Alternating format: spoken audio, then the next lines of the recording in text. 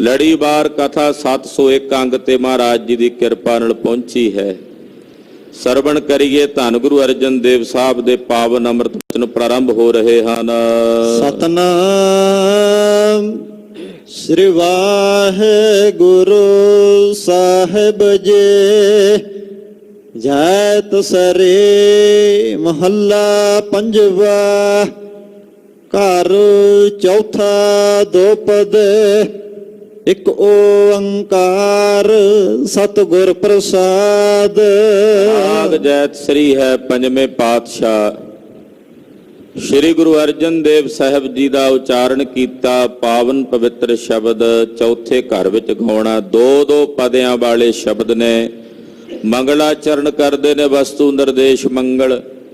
ਮੰਗਲ ਕਰਨ ਦਾ ਮਤਲਬ ਹੁੰਦਾ ਹੈ ਕਿ ਹੇ ਵਾਹਿਗੁਰੂ, ਜਿਹੜਾ ਕਾਰਜ ਆਰੰਭਣ ਲੱਗਾ ਹੈ ਨਿਰਵਿਘਨਤਾ ਸਹਿਤ ਸੰਪੰਨ ਹੋਵੇ। ਮੈਂ ਤੇਰਾ ਮੰਗਲ ਕਰਦਾ, ਤੈਨੂੰ ਅਰਾਧਦਾ। ਵਾਹਿਗੁਰੂ ਇੱਕ ਹੈ ਓੰਕਾਰ, ਸਾਰਿਆਂ ਵਿੱਚ ਵਿਆਪਕ, ਸਰਬ ਦਾ ਪ੍ਰਕਾਸ਼ਕ ਹੈ। ਸਤਿਗੁਰਾਂ ਦੀ ਕਿਰਪਾ ਦੁਆਰਾ ਤਿਸ ਵਾਹਿਗੁਰੂ ਪਰਮੇਸ਼ਰ ਦੇ ਸਰੂਪ ਦੀ ਪ੍ਰਾਪਤੀ ਹੁੰਦੀ ਹੈ। ਆਪ ਮੈਂ ਸੁਖ ਪਾਇਓ ਗੁਰ ਆਗਾ। ਕਹਿੰਦੇ ਹੁਣ ਮੈਂ ਸੁਖ ਪਾਇਆ। ਕਿਵੇਂ ਸੁਖ ਪਾਇਆ? ਪੁੱਛਿਆ ਮਹਾਰਾਜ ਕਿਵੇਂ ਸੁਖ ਮਿਲਿਆ? ਤੇ ਸਾਹਿਬ ਕਹਿੰਦੇ ਗੁਰ ਆਗਿਆ, ਗੁਰੂ ਦੀ ਆਗਿਆ ਵਿੱਚ ਚੱਲ ਕੇ ਸੁਖ ਪਾਇਆ। ਜਿਹੜੇ ਗੁਰੂ ਦੀ ਆਗਿਆ ਵਿੱਚ ਚੱਲਦੇ ਨੇ ਉਹ ਸੁਖੀ ਹੁੰਦੇ ਆ। ਜਿਹੜੇ ਆਪਣੀਆਂ ਆਪ ਹੁਦਰੀਆਂ ਕਰਦੇ, ਮਨ ਮਰਜ਼ੀਆਂ ਕਰਦੇ ਨੇ, ਉਹ ਤਾਂ ਦਰ ਦਰ ਦੀਆਂ ਚੋਟਾਂ ਖਾਂਦੇ ਨੇ। ਆਪਣ ਭਾਣਾ ਜੋ ਚੱਲੇ ਭਾਈ ਵਿਛੜ ਚੋਟਾਂ ਖਾਏ। ਜਿਹੜਾ ਆਪਣੀਆਂ ਮਰਜ਼ੀਆਂ ਕਰਦਾ ਫਿਰ ਉਹ ਚੋਟਾਂ ਖਾਂਦਾ, ਦਰਬਦਰ ਜਾ ਕੇ ਭਟਕਦਾ ਹੋਇਆ। ਕਹਿੰਦੇ ਅਸੀਂ ਤਾਂ ਆਪਣੇ ਮਾਲਕ ਦੀ, ਆਪਣੇ ਗੁਰੂ ਦੀ ਆਗਿਆ ਵਿੱਚ ਚੱਲ ਕੇ ਸੁਖ ਪਾਇਆ। ਆਪਣੇ ਸਤਿਗੁਰਾਂ ਦੀ ਆਗਿਆ ਵਿੱਚ ਚੱਲ ਕੇ ਸਾਨੂੰ ਆਤਮਿਕ ਸੁਖ ਪ੍ਰਾਪਤ ਹੋਇਆ। ਤਜੇ ਸਿਆਣਪ ਚਿੰਤ ਵਸਾਰੇ ਅਹੰ ਛੋੜਿਓ ਹੈ ਤਿਆਗਾ। ਮੈਂ ਆਪਣੇ ਹਿਰਦੇ ਚੋਂ ਸਿਆਣਪਾਂ ਛੱਡ ਦਿੱਤੀਆਂ ਨੇ ਆਪਣੀਆਂ।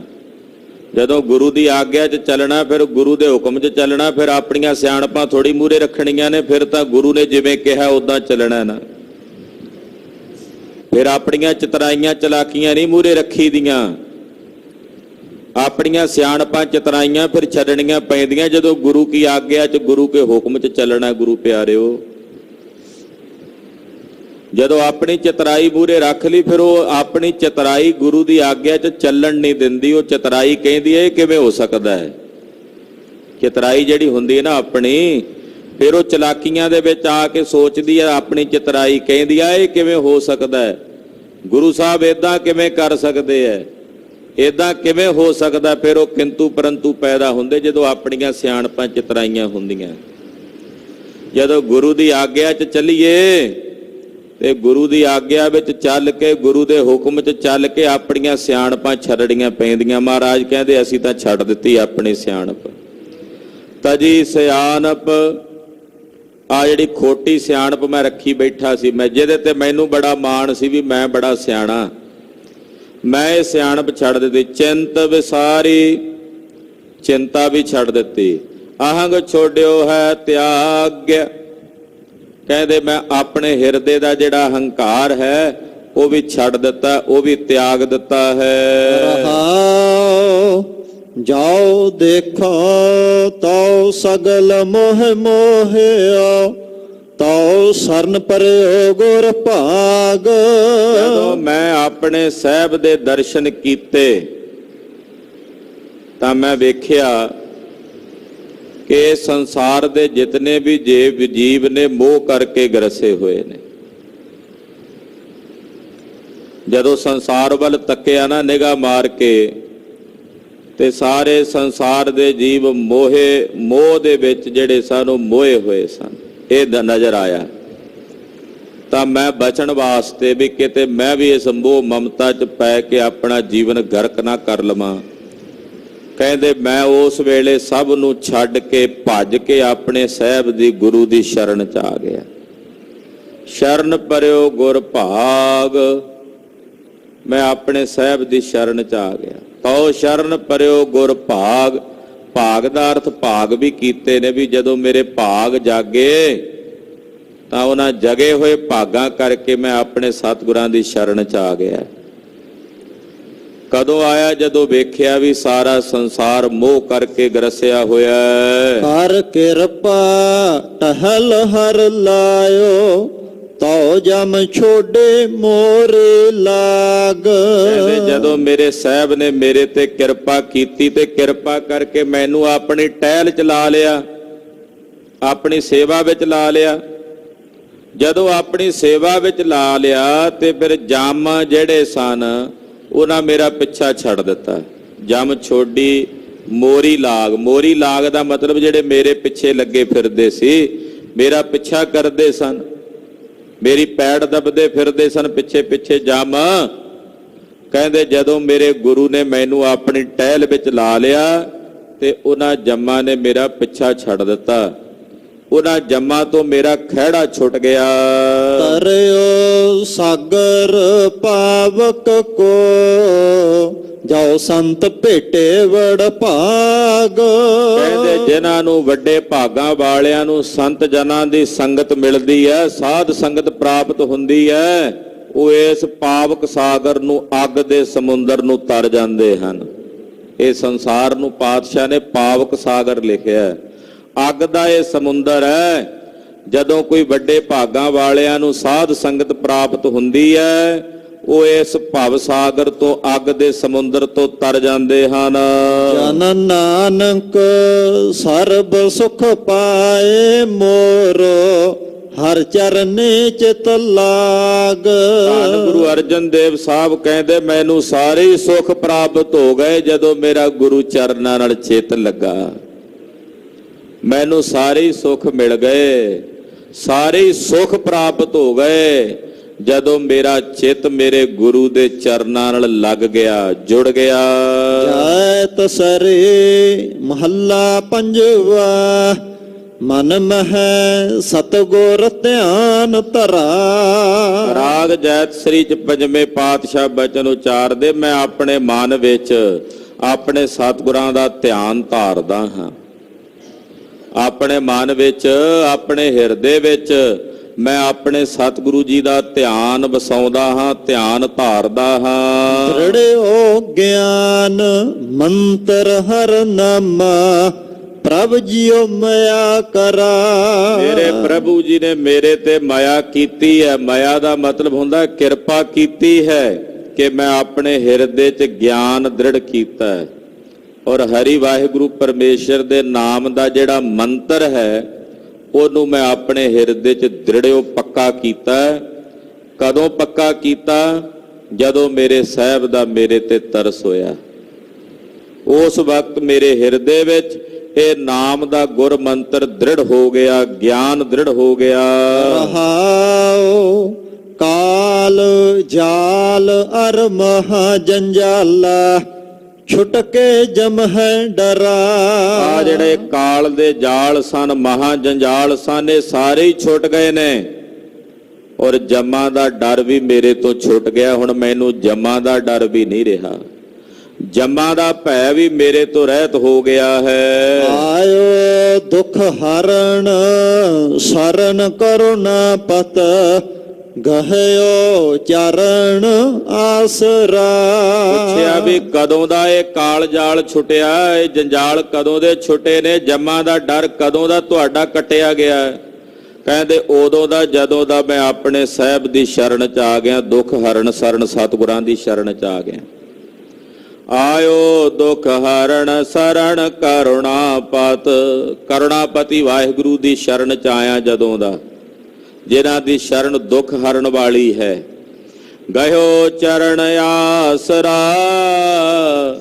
ਜਦੋਂ ਦਾ ਮੈਂ ਆਪਣੇ ਸਾਹਿਬ ਦੇ ਚਰਨਾਂ ਦਾ ਆਸਰਾ ਉਹ ਗ੍ਰਹਿਣ ਕੀਤਾ ਹੈ, ਉਦੋਂ ਦਾ ਮੇਰਾ ਕਾਲ ਜਾਲ ਜਮ ਆਦਿਕ ਦਾ ਦੁੱਖ ਜਿਹੜਾ ਸੀ ਉਹ ਰਹਿਤ ਹੋ ਗਿਆ, ਨਿਰਵਿਰਤ ਹੋ ਗਿਆ। ਆਵ ਰੂਪ ਭਇਓ ਸਾਧ ਸੰਗ, ਆਹ ਕਹਿੰਦੇ ਆ ਸਾਧ ਸੰਗਤ ਮੇਰੇ ਲਈ ਬੇੜੀ ਬਣ ਗਈ ਹੈ, ਬੇੜੀ, ਕਿਸ਼ਤੀ, ਨਾਵ। ਨਾਵ ਨਾਮ ਹੁੰਦਾ ਬੇੜੀ ਦਾ, ਕਿਸ਼ਤੀ ਦਾ। ਨਾਵ ਰੂਪ ਭਇਓ ਸਾਧ ਸੰਗ, ਆ ਜਿਹੜੀ ਸਾਧ ਸੰਗਤ ਹੈ ਜਿੱਥੇ ਆਪਾਂ ਹੁਣ ਸਾਰੇ ਜੁੜ ਬੈਠੇ ਆ, ਮਹਾਰਾਜ ਜੀ ਕਹਿੰਦੇ ਸਾਧ ਸੰਗਤ ਮੇਰੇ ਲਈ ਕਿਸ਼ਤੀ ਹੈ, ਇਹ ਬੇੜੀ ਹੈ ਮੇਰੇ ਵਾਸਤੇ। ਭਾਵਨ ਦਹ ਪਾਰ ਪਰਾ, ਇਸ ਬੇੜੀ ਤੇ ਸਵਾਰ ਹੋ ਕੇ ਮੈਂ ਕਿੱਥੋਂ ਤਰਨਾ ਹੈ? ਇਸ ਬੇੜੀ ਤੇ ਸਵਾਰ ਹੋ ਕੇ ਮੈਂ ਇਸ ਭਾਵ ਸਾਗਰ ਤੋਂ, ਸਮੁੰਦਰ ਤੋਂ ਪਾਰ ਉਤਰ ਗਿਆ। ਆ ਸਾਧ ਸੰਗਤ ਮੇਰੇ ਲਈ ਬੇੜੀ ਹੈ, ਕਿਸ਼ਤੀ ਹੈ। ਇਸ ਬੇੜੀ ਵਿੱਚ ਬਹਿ ਕੇ, ਇਸ ਕਿਸ਼ਤੀ ਵਿੱਚ ਬਹਿ ਕੇ ਮੈਂ ਇਸ ਭਾਵ ਸਾਗਰ ਤੋਂ, ਸੰਸਾਰ ਸਮੁੰਦਰ ਤੋਂ ਪਾਰ ਹੋ ਗਿਆ। ਕਿੱਡਾ ਵੱਡਾ ਮਹਾਰਾਜ ਜੀ ਨੇ ਬਚਨ ਕੀਤਾ, ਸੰਗਤ ਦੀ ਮਹਿਮਾ ਪ੍ਰਥਾਏ। ਇਹ ਜਹਾਜ਼ ਹੈ ਗੁਰੂ ਖਾਲਸਾ ਜੀ, ਇਹ ਸਾਧ ਸੰਗਤ ਜਹਾਜ਼ ਹੈ। ਇਸ ਜਹਾਜ਼ ਤੇ ਜਿਹੜੇ ਸਵਾਰ ਹੋਏ ਉਹ ਇਸ ਭਾਵ ਸਾਗਰ ਤੋਂ ਪਾਰ ਉਤਰ ਗਏ, ਇਹ ਸੰਸਾਰ ਸਮੁੰਦਰ ਤੋਂ ਪਾਰ ਉਤਰ ਗਏ। ਆਪਿਓ ਪਿਓ ਗਤ ਥਿਓ ਭਰਮ, ਕਹੋ ਨਾਨਕ ਅਜਰ ਜਰਾ।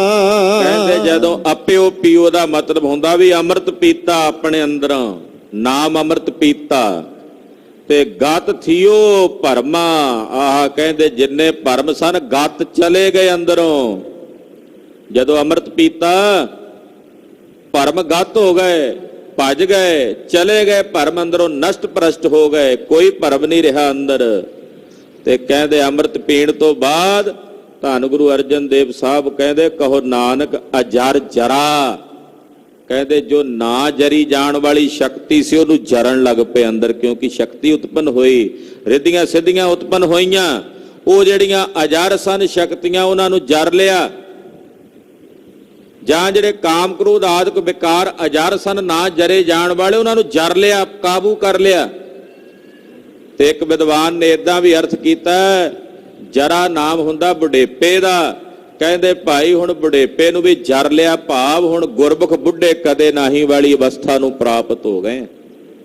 ਗੁਰਮੁਖ ਬੁੱਢੇ ਕਦੇ ਨਾਹੀ ਜਿਨ੍ਹਾਂ ਅੰਤਰ ਸੁਰਤ ਗਿਆਨ, ਉਹ ਅਵਸਥਾ ਨੂੰ ਧੰਨ ਗੁਰੂ ਅਰਜਨ ਦੇਵ ਸਾਹਿਬ ਕਹਿੰਦੇ ਅਸੀਂ ਹਾਸਲ ਹੋ ਗਏ, ਪ੍ਰਾਪਤ ਹੋ ਗਏ। ਦਇਆਨੰਦ ਸਵਾਮੀ ਜੀ ਦੇ ਪਵਿੱਤਰ ਅੰਮ੍ਰਿਤ ਪਾਵਨ ਬਚਨ ਨੇ ਵਿਚਾਰਦਿਆਂ ਹੋਈਆਂ ਭੁੱਲਾਂ ਚੁੱਕਾਂ ਦੀ ਖਿਮਾ। ਬੇਨਤੀ ਹੈ ਕਿ ਸ੍ਰੀ ਗੁਰੂ ਗ੍ਰੰਥ ਸਾਹਿਬ ਜੀ ਮਹਾਰਾਜ ਜੀ ਦੀ ਪਾਵਨ ਕਥਾ ਜੋ ਲੜੀਵਾਰ ਆਪ ਜੀ ਸਰਵਣ ਕਰ ਰਹੇ ਹੋ, ਮਹਾਰਾਜ ਜੀ ਦੀ ਕਥਾ ਦਾ ਮੱਧ ਆ ਰਿਹਾ ਹੈ। 17 ਤਰੀਕ ਨੂੰ ਸੰਕਰਾਂਤ ਵਾਲੇ ਦਿਨ ਸਵੇਰ 7 ਵਜੇ ਤੋਂ 8 ਵਜੇ ਤੱਕ ਕਥਾ ਦੇ ਮੱਧ ਦੀ ਆਪਾਂ ਕਥਾ ਕਰਾਂਗੇ। ਨਾਲੇ ਮਹਾਰਾਜ ਜੀ ਦੇ ਚਰਨਾਂ 'ਚ ਅਰਦਾਸ ਬੇਨਤੀ ਕਰਕੇ ਭੁੱਲਾਂ ਚੁੱਕਾਂ ਦੀਆਂ ਮਾਫੀਆਂ ਮੰਗਾਂਗੇ। ਸਮੂਹ ਸੰਗਤਾਂ ਦੇ ਚਰਨਾਂ ਵਿੱਚ ਬੇਨਤੀ ਹੈ ਕਿ ਵੱਡਾ ਜੱਗ ਹੈ ਗੁਰੂ ਖਾਲਸਾ ਜੀ। 2009 ਵਿੱਚ ਇਹ ਕਥਾ ਪ੍ਰਾਰੰਭ ਹੋਈ ਸੀ। 11 ਸਾਲ ਦਾ ਵੱਡਾ ਯੱਗ ਕਰਨ ਤੋਂ ਬਾਅਦ ਤਕਰੀਬਨ ਮੱਧ ਭਾਗ ਵਿੱਚ ਕਥਾ ਪਹੁੰਚੀ ਹੈ। ਤੋ ਸਤਿਗੁਰਾਂ ਦੇ ਤਰਸ ਨਾਲ ਹੀ ਇਹ ਸਾਰੇ ਸਮਾਗਮ ਹੁੰਦੇ ਨੇ। ਸਾਰੀਆਂ ਸੰਗਤਾਂ ਨੇ ਪਰਿਵਾਰਾਂ ਸਮੇਤ ਮਹਾਰਾਜ ਜੀ ਦੇ ਚਰਨਾਂ ਵਿੱਚ ਹਾਜ਼ਰੀਆਂ ਭਰਨੀਆਂ। ਔਰ ਜਿਨ੍ਹਾਂ ਸੰਗਤਾਂ ਆਉਣਾ ਭਾਈ ਉਹ ਲੱਡੂਆਂ ਦਾ ਪ੍ਰਸ਼ਾਦ ਵੀ ਲੈ ਕੇ ਮਹਾਰਾਜ ਜੀ ਦੇ ਚਰਨਾਂ 'ਚ ਹਾਜ਼ਰ ਹੋਵੋ। ਪਰਿਵਾਰਾਂ ਸਮੇਤ ਇਕੱਤਰ ਹੋਵੋ, ਹਾਜ਼ਰੀਆਂ ਭਰੋ। 9ਵੇਂ ਪਾਤਸ਼ਾਹ ਜੀ ਮਹਾਰਾਜ ਸ੍ਰੀ ਗੁਰੂ ਤੇਗ ਬਹਾਦਰ ਸਾਹਿਬ ਜੀ ਦੀਆਂ ਖੁਸ਼ੀਆਂ ਪ੍ਰਾਪਤ ਕਰੋ। ਵਾਹਿਗੁਰੂ ਵਾਹਿਗੁਰੂ ਵਾਹਿਗੁਰੂ ਵਾਹਿਗੁਰੂ।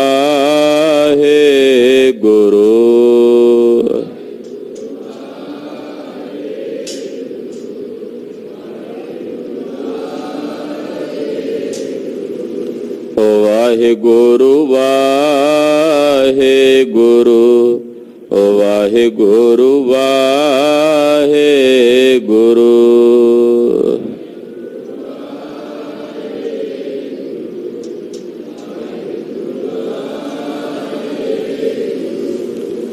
ਵਾਹਿਗੁਰੂ ਵਾਹਿਗੁਰੂ ਵਾਹਿਗੁਰੂ ਵਾਹਿਗੁਰੂ।